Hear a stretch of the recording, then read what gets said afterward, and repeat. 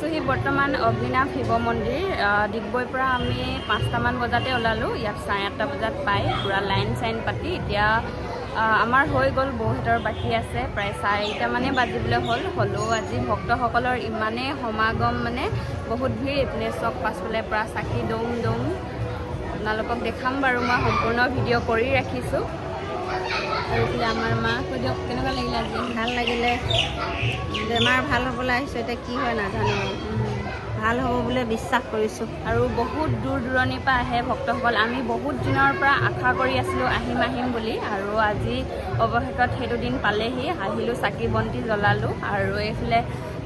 নিৰ্মালী আমাক নিৰ্মালী দি পঠিয়াইছে গোঁসাই থাপনাত থ'বলৈ কাৰণে আৰু আশা পূৰণ হ'লে আকৌ পুনৰ আহিবলৈ কৈছে মন্দিৰত এইফালে কলা দেখিছে ৰ'দটো মানে ৰ'দ নাই পৰা সেইকাৰণে কলা দেখিছে আগলৈ আহি দিয়া আকৌ এয়া চব বগা দেখিছে আপোনালোকক প্ৰথমতে মই দেখাই দিছোঁ অগ্নিনাভ শিৱ মন্দিৰ গেটখন ৰাতিপুৱা সময়ত বহু ভক্ত ইয়াত ভিৰ লাগি থাকে আৰু ইয়াত ধুনীয়াকৈ সময়সীমা লিখা আছে ৰাতিপুৱা 9 বজাৰ পৰা খোলা থাকে আবেলি 4টালৈকে আৰু আপোনালোকে ঘৰৰ পৰা যদি চাকি বন্তি বা শৰাই নলয় ইয়াৰ পৰা ল'ব পাৰিব বহুত আছে দোকান আৰু আপোনালোকে যদি শিৱলিংগত গাখীৰ ঢালিবলৈ বিচাৰে তেনেহ'লে ইয়াত পোৱা যাব আৰু ভিতৰতো পোৱা যায় তাহাঁতি মন্দিৰৰ ভিতৰতো বিক্ৰী কৰে আৰু ঘৰৰ পৰা আনিলে বেছি সুবিধা হয় আৰু এই চব মানুহৰ ভিৰ কিমান লাগিছে এতিয়া ৰাতিপুৱা 8:30মান বাজিছে আৰু সকলোবোৰ বাঁহ দি পূৰা ভাগ কৰি দিছে শিৱলিংগত গাখীৰ ঢলাৰ ছাইডটো বেলেগ বাবাক দৰ্শন কৰা ছাইডো বেলেগ আকৌ নিৰ্মাণী লোৱা ছাইডো বেলেগ প্ৰসাদ লোৱা ছাইডো বেলেগ গোটেই ভাগ কৰি দিছে যাতে ভক্তসকলৰ সুবিধা অৰ্থে গোটেইখিনি কাম কৰি দিছে আৰু ইয়াত শৰাই দিবলৈ হ'লে নাম লিখাব লাগিব আৰু ইয়াত ফিজ এটা লয় 100 টকা লয় আৰু ৰিচিপ্টখন ৰাখি দিব লাগে যেতিয়া আকৌ শৰাই দিব শৰাইখন ঘূৰাই দিব আপোনাক মাহ প্ৰসাদ দি পঠিয়াব তেতিয়া ৰিচিপ্টখন দিব লগা হ'ব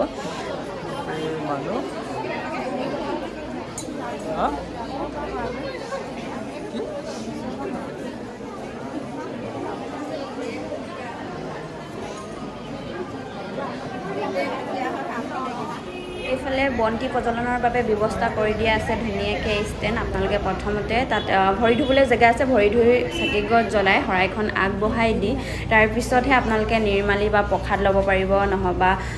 গাখীৰ ঢালিব পাৰিব আৰু এইফালে চাওকচোন ভক্তসকলৰ কিমান সমাগম হৈছিলে বা কিমান ভক্তসকল ইয়ালৈ অগ্নিনাভ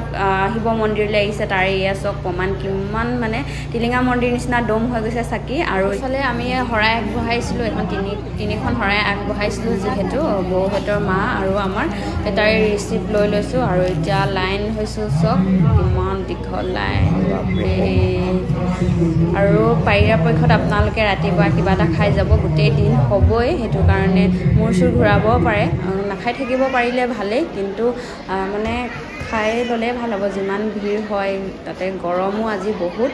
সেইটো কাৰণে অলপ কষ্টও হৈছিলে যেনিবা এইফালে আইগৰাকী ওলাই আহিলে ভিতৰৰ পৰা নিৰ্মালী দি আছে আৰু এয়া সকলোৱে নিজৰ সমস্যাসমূহ কৈছে আৰু সেইমতে আশীৰ্বাদ কৰিছে আয়ে আৰু বহুত মানুহ ইয়াত আহি প্ৰমাণ পাইছে সেইটো কাৰণে ইমান ভিৰ লাগিছে আৰু এয়া অৱশেষত ময়ো লাইন পাতিলোঁ আৰু নিৰ্মালী ল'বলৈ লাইন দেখিছেনে সেই গেটৰ ওচৰৰ পৰা আছে মই এইখিনি পাইছোঁহি প্ৰায় 3.5 ঘণ্টামান লাগিছে এনেকৈ থিয় হৈ গৈ আছোঁ ঠেলা হেঁচাৰ মাজতে আৰু মন্দিৰ ভাগৰ ওচৰলৈকে বা ভিতৰৰ অংশ আজিকালি ভিডিঅ' বা ফটো মাৰিবলৈ নিদিয়ে বাহিৰতে যি অকণমান ভিডিঅ' কৰি ল'লোঁ তেনেকৈ আগলৈ